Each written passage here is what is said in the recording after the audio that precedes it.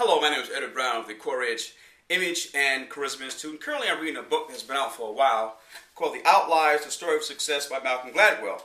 And I'm particularly interested in that chapter. He talks about the 10,000 hour rule. Basically, the 10,000 hour rule suggests that if you have a vocation that you deliberately practice and focus on for 10,000 hours or 10 years, you will be world class. Jeffrey Colvin also talks about that in some of his work of the deliberate practice rule of 10,000 hours or 10,000 hours or 10 years.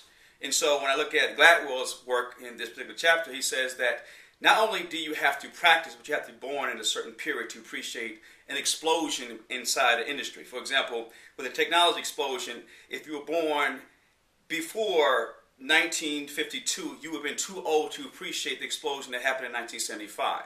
He looks at the likes of Bill Gates and Paul Allen and Steve Ballmer, as well as Steve Jobs.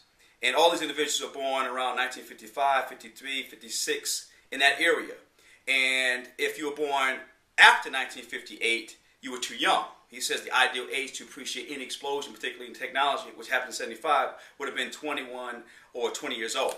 And so as I'm looking at these information outliers he was talking about, as relates to your time of birth and the explosion of an industry, I started asking myself, well, how old would you have to be to appreciate charismatic leadership or the charismatic era that you were born in? And so I looked at the 1970s. And the 1970s, based on my research, has been the most charismatic era probably in the last 100 years. If I go farther than that, I would, but I would say at least the last 100 years. And why is that?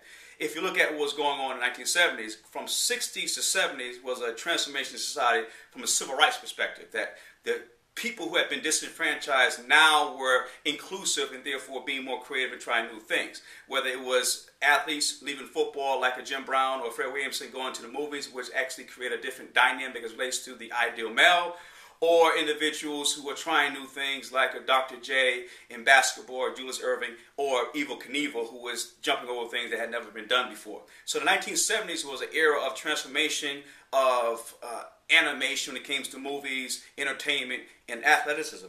And so for me, if you're born 1960, 1965, you can appreciate the nuance of what's going on.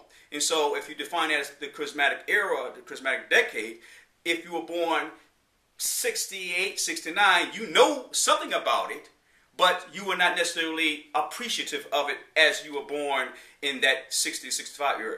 If you were 1984, 1983, 1984, you're around 20, 21 years old, you can reflect at that point and say that I knew a time when music was enamored by or capitalized by individuals who had 15, 20 people on stage.